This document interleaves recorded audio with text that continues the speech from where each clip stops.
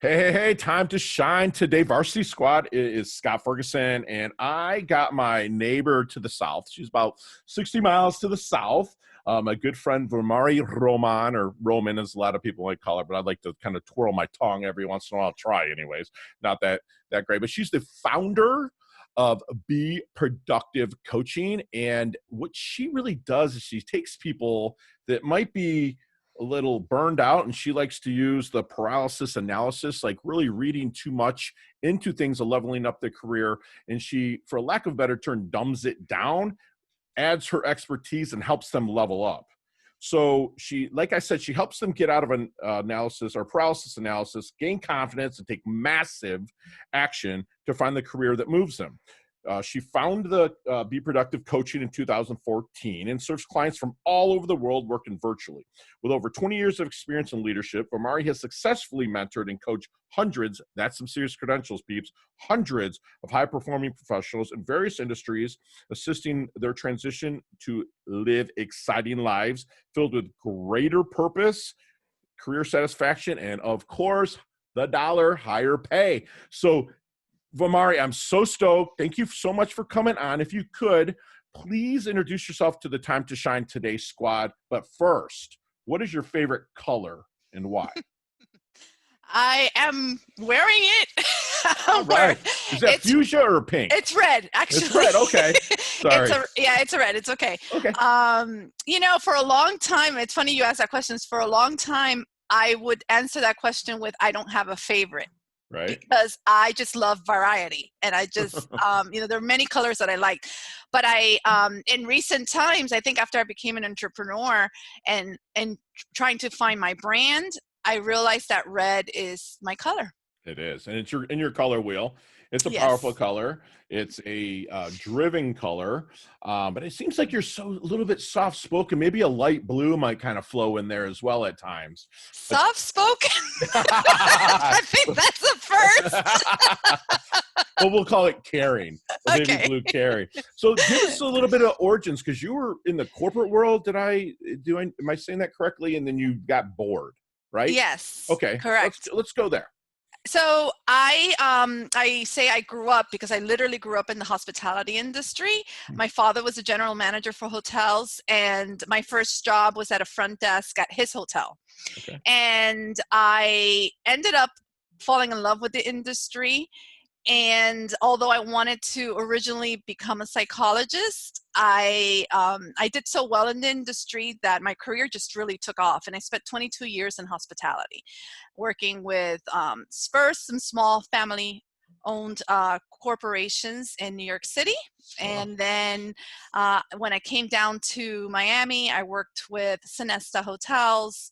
And then from there, I went to Hilton Hotels. Well, so you would think that, like, in the hospitality and working the front desk, a psychology degree probably would come in with a tech, because I know your husband's a realtor. I'm a realtor by trade, which my squad knows that. But like working the front desk of a hotel, you kind of have to have your marriage counselor hat on, all the other kinds. So you were getting prepped to be Absolutely. a coach. Absolutely. You're dealing with stuff. Awesome. So let's take it from there. So you had the 22 years in, and how did we level up into being a coach? So I was 22 years in, and throughout that career, there were certain times during my career that I felt like I needed to do something greater, that, I was enjoying it. I was really good at what I did, but the fear of, I didn't finish my college, so I didn't have my degree. So that was a fear that creeped in quite a bit. And I found that anytime that I thought about wanting to switch careers, I didn't know where to start. I just thought that not having a degree was going to hold me back. I didn't know how to transfer my skills. Okay. And so I found myself at the 22 years at a position where I was the director of sales and marketing for a hotel. And I took that position because it was closer to home. And they actually gave me the pay that I had asked for. It wasn't a hotel that I would normally go to work at, just because most of my hotels were luxury resorts and in either Caribbean or some type of beach destination. And Okay. this was actually a hotel near the airport. So it was a totally different type of hotel. But I wanted to take the challenge because I found myself bored. Okay. And so I took on the challenge, and immediately I knew why they offered me the salary that I asked for. I definitely worked very hard for it. I knew immediately it wasn't going to be the right fit in terms of the company. However, I stuck it out because I'm old school, and I felt that it needed to look good on my resume, that I was there at least a year. I was not one to jump around from company to company. And so that fear creeped in again, and that insecurity, and I decided to stay. And I was miserable for most of that year, working very long hours, not liking the culture that I was in. It didn't agree with my values. And towards the end of that year, when I was getting ready to quit, my boss at the time, who was the general manager, basically showed his true colors to me. Mm. So he had a different leadership style that I didn't necessarily agree with, but he kept that away from me because I was the director of sales and marketing, and we were bringing in revenues, and Okay. he really needed that. And so at that point in time, he was not happy with certain numbers, and he called me and blindsided me. I didn't appreciate the way he did it. Sure. And immediately after I proved that his numbers were incorrect, he became defensive. Of course. And from that moment on, we were like head to head. We weren't getting along. I'm not a yes, sir type of person. She's so, fiery red. There you go. so we went to head. We weren't getting along, and I was getting ready to quit. It was going to be a year in November, but sometime, I think it was either September or October, HR called me in, and they gave me a nice severance and gave me a non-confidentiality to sign. And I happily said goodbye. Okay. But I found myself at home wondering, okay, well, what's next? And I knew that I wanted to take a couple of months really to just decompress from that Sure. experience. I took those 2 months off, and I kept just thinking, where do I want to go next? And I couldn't find a hotel that really excited me. I couldn't find a company that excited me. And that's when I started to think about going into business for myself. Okay. Um, I didn't have anything ready. I didn't have a business plan or anything. And then one day the fear started to creep in again, like, oh my gosh, this is the first time in my 22-year career, I've been working since I was 15 years old, that don't have a job. I don't have a plan. What am I going to do? And at that moment, my phone rang, and it was my first client. It was someone that was referred to me to help her. She was having a meeting, and as a director of sales and marketing, my focus was to bring meetings to resorts and hotels. And so we would bring incentives or meetings, and she was with a corporation that was looking to have a meeting. She had not planned a meeting in the past, and so a colleague of hers recommended that she work with me. And it was a colleague I worked with 10 years prior and just kept in Okay. touch through LinkedIn. And so when she called me, what came out of my mouth was that I was an independent and that I could help her. And so Okay. I don't know, that I always say that was divinely guided, because I was not independent. I wasn't planning on doing that. And that's really when Be Productive meetings and events took off. So that's when I decided to start my meeting planning company. So you have 22 years experience. You are top notch. People respect you in the business, except for that one gentleman. So what did your family think about you kind of taking on this endeavor when you have all this experience in the hospitality management? What was their take on it? So my mom was Right. just like, what are you doing? You need Right. to go get a 9 to 5. You can't do this. She was worried. My mom's a worrier, Hmm. and her fear kicked in, right? Hmm. My ex-husband at the time was not happy about it. He wanted me also to go get a 9 to 5. And so I really didn't have the support. Okay. from the family. But I was driven. I believed in myself. I knew that I had a very successful career, and I knew that I could do it on my own. I don't know. I just had that shift in my mindset, Yeah. that and really the desire to succeed. Yes. I said I Absolutely. will That do passion. Yeah. I said, I will do I remember saying to myself, I am going to do everything I can not to step into another hotel and have to work at another hotel again. I love that. So that was 2014-ish? Is that what That we're no, saying? that was in 2013. Okay, Yeah. so 2013, so 6, 7 years ago. So you have some experience of coaching. So what do you think Vimari makes a great coach? I think the non-judgment and really the listening part of it, and giving that guidance without giving the answers. Let them figure it out on their own with Mhm. a little bit of a push. Mhm. All right, I love that. So if I am out at a networking event, and which down here in South Florida, we're supposed to be at 25%, but it's more like 50, 60, 75%. It seems. Right. And I'm pressing some flesh. I'm meeting some people. What if I'm talking to someone one-on-one, what am I listening for that would make them a good prospect, referral connection for Vimari at Be Productive Coaching? Someone who's a high performer and is not fulfilled, is not excited about the work that they're doing. They just know that there's something else out there, and they now have that enlightenment where they realize this is not what I want to be doing. But Or I they're have no stuck. idea, but they're stuck and they have no Okay. idea. And I think the biggest thing is, most people think, and I felt that way too, is, am I going to be able to make the money that I need to Sure. make? Because this Gotcha. is what I've been doing for a long time. Okay.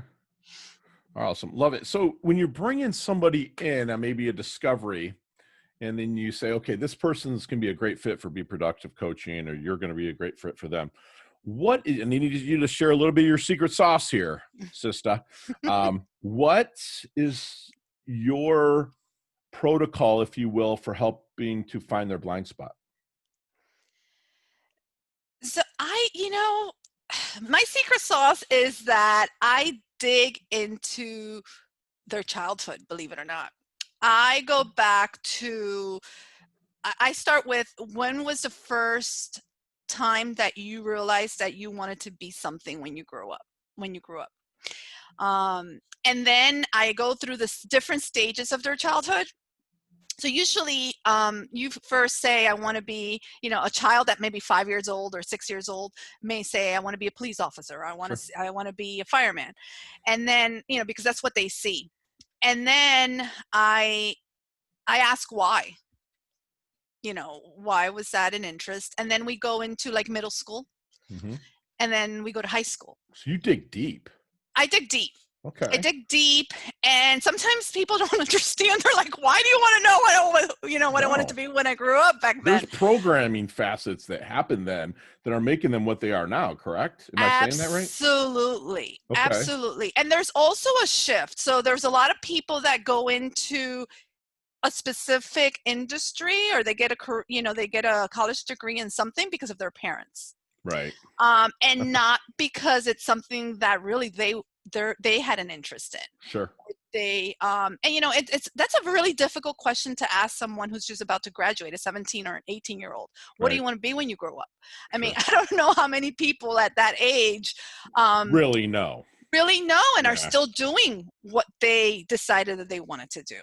Gotcha. So if you brought somebody on, or let's say you're still kind of in the discovery process with them, Vimari, is there any good question that you wish they would ask you but never do? Um, that's a great question. A question that they You wish that I would be reaching out to you and say, Vimari, tell me about a fail. Where have you failed? That's what I want my coaching clients to ask me, but yeah, you're a little bit differently because you're in the hospitality industry where you're having to turn it on every day. So, but what give me a question that you wish someone would ask you, please. I guess, what took you so long? That is awesome. That's one of the best answers to that question I've ever had. That's fantastic. Yeah. Because and sometimes I find that I'm working with someone who's early in their career, but has really figured it out that that's not what they want to do. And they're maybe in their late 20s or early 30s. Mm-hmm. And when I think about it, I wish I would have made the change then. Right. Right. Sure. So I think maybe, that's That why. is, like, I'm looking at your website right now, and it's just like 22 years this, and with over 20 years of experience in it. And it's, I mean, if you're watching this on YouTube, peeps, I don't have any idea how she's been doing anything for 22 years. She looks so young. Must be that Puerto Rican, which is fantastic. But yeah, I can see that's a great question. Like, what took you so long to understand that you're coaching material, but you are prepped doing what you did for so long. You prepped yourself to be a coach. That's fantastic. So let's get in our Marty McFly. You know who he is, right? Of course. Okay, let's get in our DeLorean. Let's go back to the 22-year-old Vimari. What kind of knowledge nuggets are you dropping on her with the experience that you have now? Is stop questioning yourself. I would say stop questioning yourself and just do it. Take the chances. Take the risks, because we learn from our mistakes. If you are making a mistake, you learn from your mistakes. Right. Those mistakes help you continue to move forward. I love it. And then what we say here at Time to Shine, get your asking gear. Ask for help when needed. There's people there that are willingly, you ask and it will, really ask. Send it out to the universe, to God, Right. He does provide, that's for sure. So absolutely. Okay, so now we're going to move into your dash. We talk a lot about the dash here at Time to Shine today. And the dash, I want you to tell me how you want your dash remembered, that little mark in between your life date and death date. How do you want your dash to be remembered? How, maybe your epitaph, how do you want Vimari legacy to be? I want to be able to touch as many people as I can. I want to be able to make a difference in every interaction that I have. Love it. That's beautiful. That is beautiful. That's a total goal giver, spirit, which a lot of us out here, we really appreciate that. So, okay. So let's take out our cell phone. Let's take out our laptop, anything electronic. There are 3 things Vimari cannot live without. Coffee. Yeah, we're both doing it. Yep. Gotta have my coffee. Dark chocolate. Ooh, there you go. Dark chocolate. I just love my dark chocolate. Your hubby's a given. So, well, yeah, of course. Yeah. I'm not thinking family or, because clearly my family always comes first. And I always say God comes first for me, because he does. I don't have anything, without him. But the third thing that keeps coming to my mind is my prayer life. Gotcha. I just have, I would think with you, in a sense, also community. I think that you've been around people so much. You know what I'm saying? That, like, from hospitality, you're dealing with different personalities running through that door. Just like your hubby and I deal with different personalities when they're purchasing probably their biggest investment they're going to make up to that point in their life. Right. You have a lot of emotions that come running, through that door. So I think that you crave community a little bit. Am I right in that? Most people think I'm an extrovert. Okay. Because I guess I could be. I'm a little bit of both. I don't think, and I think most of us have a little bit of both. And so I think as I've gotten older, maybe I don't crave that community because I've created community. Oh, listen to that baller sentence right there. She doesn't crave it because she's created it. I love that. I love it. I'm going to use that. Don't crave, create. All right. Yeah. I'm feeling that. I'll give you credit on that. But hey, Hey, so what is the B-I-G, the big thing Vimari wants to accomplish? I want to be productive to be more than Vimari. I want to be productive I see a small firm where I bring on different coaches that have different strengths and that can, we can all follow in the mission Okay. of making a difference and bringing that excitement and that fulfillment to others. Beautiful. Really beautiful. Just don't be stealing mine. I'm kidding.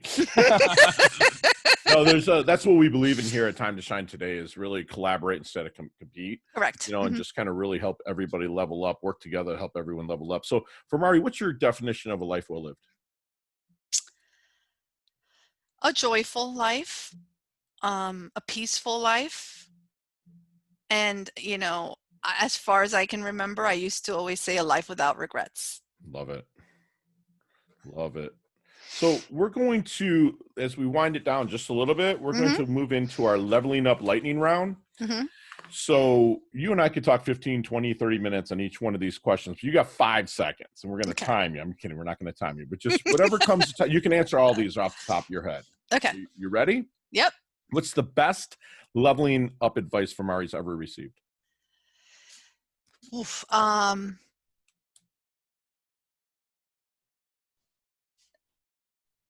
Tell people about what you do. Love it. Love it. Share. Share. So speaking of sharing, share one of your personal habits that contributes to your success. I schedule my alone time. There you go.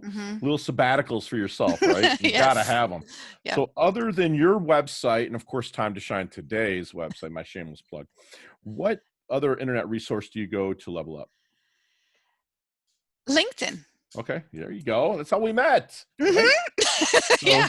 not the book you're reading now or like any like flavor of the month. What's the one book that if someone's in the doldrums, they're really looking to level up, like mine's The Traveler's Gift by Andy Andrews, or The Go-Giver by Bob Berg.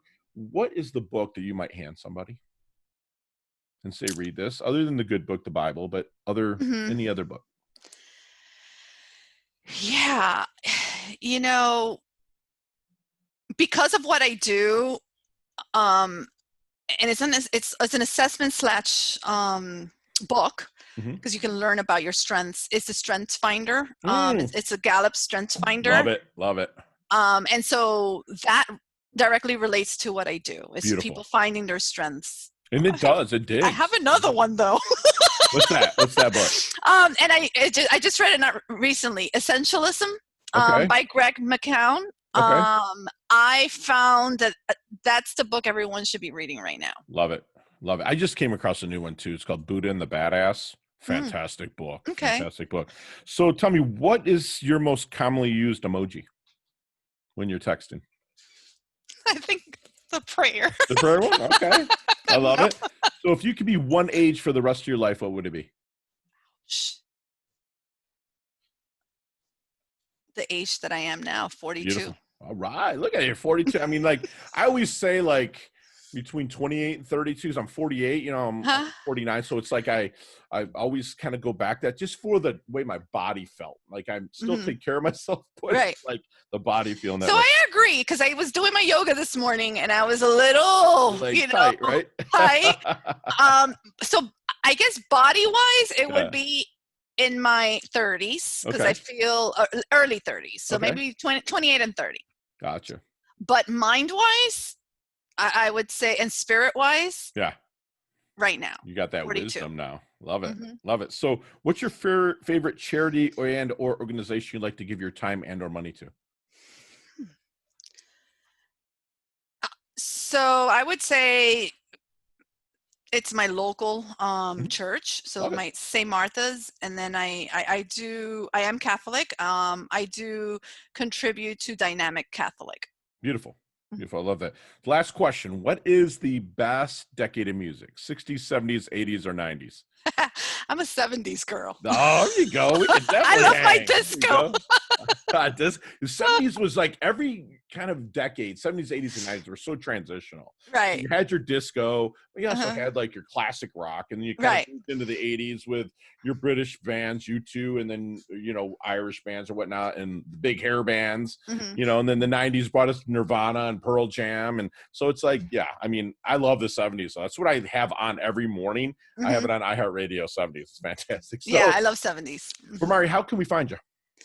You can find me my website, so beproductivecoaching.com. Mhm. LinkedIn, I'm a big LinkedIn Yes, user, you are. so connect with me on LinkedIn, Vimari Roman. And I'm all over social media. So I do have an Instagram, it's Be Productive Coaching. Yep. Facebook is also Be Productive Coaching, and my Twitter is Be Productive MIA. MIA. What I put that in the Twitter. Why is it MIA? Because Twitter only allows a I certain know. amount of characters. Yeah. And when I first created my Twitter, it was when I first had my first company, Be Productive Meetings and Events, In and Miami. in Miami. Yeah. Okay. So I that's why feel it you. was Be Productive MIA. So I feel you. Awesome. So you're gonna write a book or what? I want to. It's been a dream for a Do long it. I time. think with your story, kiddo, you need to write one. And I would almost write it in a business parable. Like I would Okay. almost write it as in somebody that came up through the hospitality business and Uh-huh. into like the mentors. You had to have had mentors show up in your life that we didn't even discuss just because my Hmm. time constraints. But I'm sure Right. that I think that you should definitely write a book. If you need help, I would be happy to put you in touch with the people. Oh, It's absolutely. Because fantastic. that's something I love writing. You have to. I You have just to. haven't figured out which is the first story to tell. Yeah, So yeah, you have to. So leave the time to shine today squad with the one last knowledge nugget you want them to take with them, internalize, and take action on, Vimari. take action now. The time is now. The time is now. And I love that squad. The time is now. And we just had basically a full-blown masterclass with my sister from another mister, Vimari. She's fantastic. She's vibrant. She's fiery.